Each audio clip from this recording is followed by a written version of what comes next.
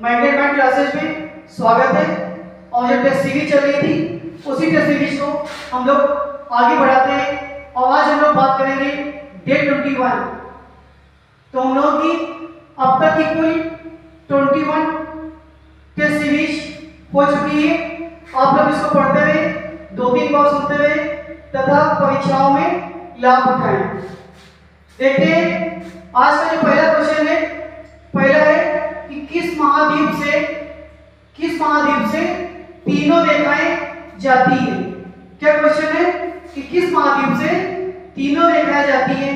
अगर हम लोग बात करें तो तीन रेखाएं कौन कौन सी होती है, तो पता होना चाहिए आपको कि तीन रेखाएं जो होती है वो कर्क रेखा होती है, मकर रेखा होती है और भूमध्य रेखा या फिर इसे हम लोग विषुवत रेखा भी कहते हैं।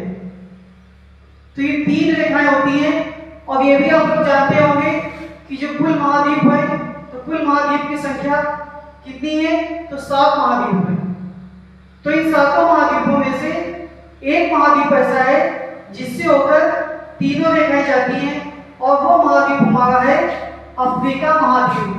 कौन सा महाद्वीप? अफ्रीका महाद्वीप है। तो ये महाद्वीप ऐसा है जिससे होकर तीनों रेखाएं जाती हैं। तो इस तरह से इस क्वेश्चन का जो करेक्ट आंसर है वो बी ऑप्शन होगा।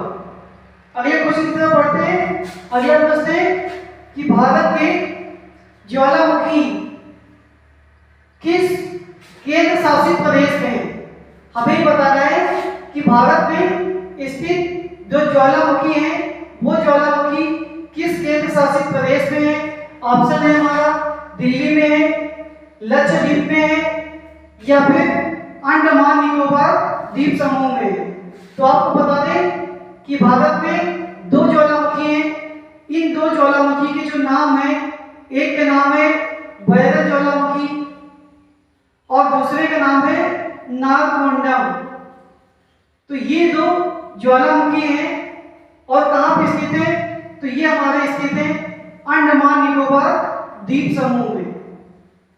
अंडमान निकोबार द्वीप समूह की बात करें तो इसकी जो राजधानी है, तो इसकी राजधानी का क्या नाम है, तो राजधानी आप लोग याद करेंगे पोर्ट ब्लेयर इसकी राजधानी है। अगला प्रश्न, भूकंप की तीव्रता क्या पूछा गया है। भूकंप की तीव्रता किससे मापी जाती है।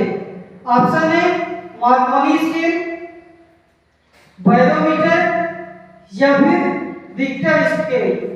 3 ऑप्शन दिए गए हैं और हमें ये बताना है कि जो भूकंप की तीव्रता है किससे मापी जाती है। तो आप लोग जान लीजिए इस क्वेश्चन को कि जो भूकंप की तीव्रता है वो मापी जाती है रिक्टर स्केल से। ये याद रखेंगे कि जो भूकंप की तीव्रता है वो मापी जाती है रिक्टर स्केल से। इस तरह से इस प्रश्न का ऑप्शन सी हमारा करेक्ट आंसर है। अगला क्वेश्चन देखते हैं। अगला क्वेश्चन है कि दक्षेस में कितने सदस्य देश हैं। क्या बताना है हमें कि दक्षेस में कितने सदस्य देश हैं। तो आपको जानकारी होनी चाहिए कि दक्षेस का जो दूसरा नाम है, इस दूसरे नाम को हम लोग सार्क भी कहते हैं। तो दक्षेस कहें या फिर सार्क कहें, और जो इसका मुख्यालय है तो सार्क का मुख्यालय कहां पे है, तो इसका मुख्यालय काठमांडू में है। तो ये 2 प्रश्न, और कि सार्क का जो दूसरा नाम है वो किसका है, दक्षेस का, और इसका मुख्यालय कहां पे है, तो इसका मुख्यालय काठमांडू में है। प्रश्न ये पूछा गया है कि सार्क में कितने सदस्य देश हैं। तो इसका जो करेक्ट आंसर होगा कि सार्क में सदस्य देशों की संख्या 8 है।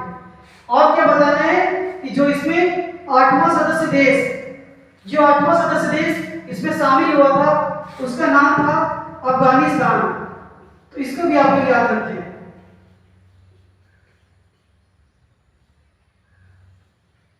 अब आज की टेस्ट सीरीज का 5वां और अंतिम प्रश्न यह पूछा गया है कि भारत में सबसे अधिक वर्षा कहां होती है। ऑप्शन है मेघालय, मणिपुर या फिर मिजोरम। हमें ये बताना है कि भारत में जो सबसे अधिक वर्षा होती है किस राज्य में होती है, तो वो राज्य हमारा कौन सा होगा, मेघालय।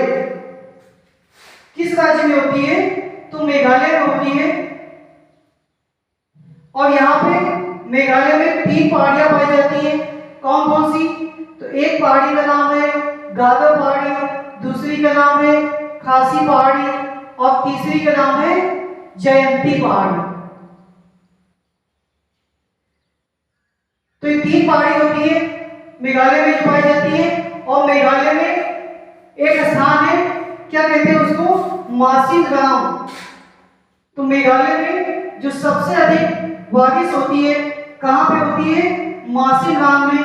और कभी आपसे ये पूछ दे कि ये जो मासिनराम है ये किस पहाड़ी पे स्थित है, तो याद रखिएगा ये स्थित है खासी पहाड़ी पर। तो ये थे आज के सीरीज के टॉप 5 क्वेश्चन।